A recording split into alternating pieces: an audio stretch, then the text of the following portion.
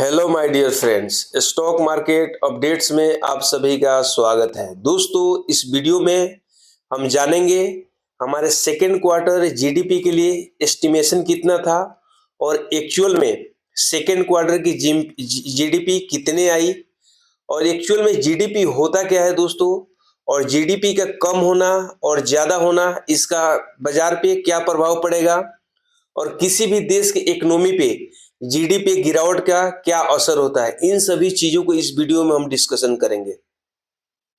दोस्तों, वीडियो में आगे बढ़ने से पहले प्लीज इस वीडियो को लाइक करें, चैनल को सब्सक्राइब करें और ज्यादा से ज्यादा अपने दोस्तों के बीच में शेयर करें।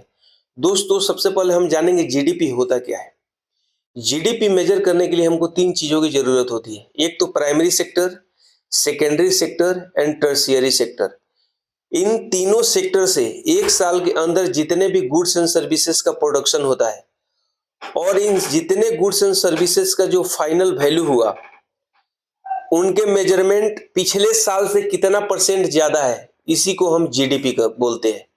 तो जीडीपी में अगर तेज इंक्रीमेंट हो रहा है, पहले साल से जीडीपी में तेजी आ रही है, ज्यादा आ रहा है, इसका मीनिंग ये होता है दोस्तों, हमारे देश के जो जीडीपी में कंट्रीब्यूट कर रहे हैं प्राइमरी सेक्टर, सेकेंडरी सेक्टर और टर्शियरी सेक्टर, मींस इनमें बहुत अच्छा गुड्स का प्रोडक्शन हुआ है, सर्विसेज का प्रोडक्शन हुआ है और मार्केट में डिमांड भी बहुत अच्छा रहा है। तो मार्केट में डिमांड अच्छी रहेगी, गुड्स एंड सर्विसेज का प्रोडक्शन ज्यादा होगा, तो हमारे क्या होगा, जीडीपी में आपको तेजी देखने को मिलेगी। तो किसी भी देश की अगर जीडीपी में जितना इंक्रीमेंट, जितना ज्यादा तेजी होगा, उस देश की ग्रोथ और डेवलपमेंट उतना ही ज्यादा होगा। बट अभी क्या है दोस्तों, जो सेकेंड क्वार्टर के इंडिया में जीडीपी आया हुआ है, हमारे एस्टिमेशन से कम आया हुआ है।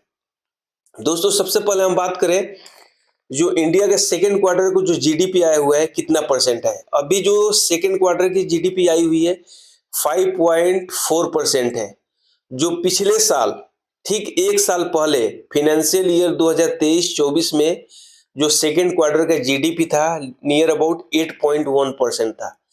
तो अगर हम ईयर ऑन ईयर कंपैरिजन कर रहे हैं सेकेंड क्वार्टर जीडीपी की, तो इसमें बहुत ज्यादा फॉल देखने को मिल रहा है और हमारा ऐसा अनुमान पहले से ही था, इस प्रकार का जो जीडीपी इस बार की जो सेकेंड क्वार्टर का जीडीपी आएगा वो थोड़ा कम आएगा, लेकिन हमारा एस्टिमेशन से बहुत ज्यादा जीडीपी में गिरावट देखने को मिली है। हमारा एक्सपेक्टेशन था सेकेंड क्वार्टर का जीडीपी आना 6.5%, बट एक्चुअल में कितना जीडीपी आया दोस्तों, 5.4%। तो दोस्तों, जीडीपी एक ऐसा इंडिकेटर है जिससे आप पता कर सकते हैं किसी कंट्री की इकोनॉमी कैसे डेवलप कर रही है, कैसे ग्रो कर रही है।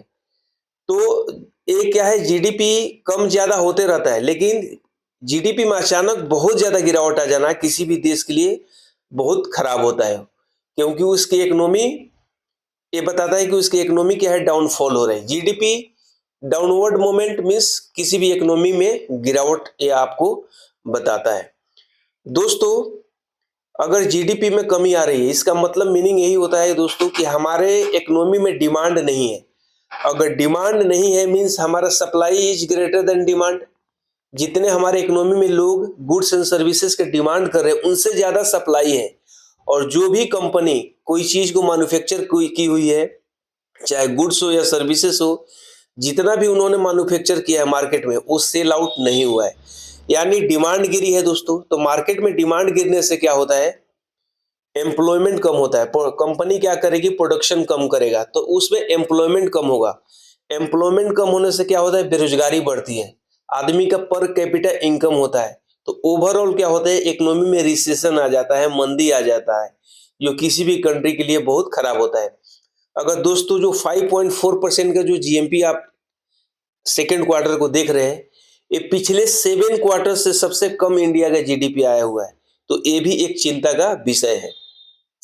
दोस्तों, अब डिस्कशन करेंगे जब मार्केट मंडे को ओपन होगा तो इसका जो इम्पैक्ट है निफ्टी और सेंसेक्स पे क्या पड़ेगा। तो दोस्तों, ये सीधी सी सवाल है और सीधी सी इसकी आंसर है। हमारे मार्केट के, हमारे इकोनॉमी के जीडीपी कम हुआ है तो इसका बिल्कुल निगेटिव इम्पैक्ट मंडे को पड़ने वाले हैं। हमारे सेंसेक्स और निफ्टी में गिरावट देखने को मिलेगी और 2 से 3 दिन तक मार्केट का सेंटीमेंट उतना अच्छा नहीं रहेगा और मार्केट में एक दायरे में काम होगा, ना तो पहला दिन तो गिरावट 100% तय है दोस्तों, निफ्टी और सेंसेक्स दोनों में। लेकिन ट्यूसडे एंड वेडनेसडे को थोड़ा सा मार्केट स्टेबल होगा और उस एक लिमिटेड दायरे में काम करने को आपको दिखेगा। दोस्तों इसके साथ ही मैं इस वीडियो को समाप्त करता हूं। प्लीज इस वीडियो को लाइक करें, चैनल को सब्सक्राइब करें और ज्यादा से ज्यादा अपने दोस्तों के बीच में शेयर करें। जय हिंद, जय भारत।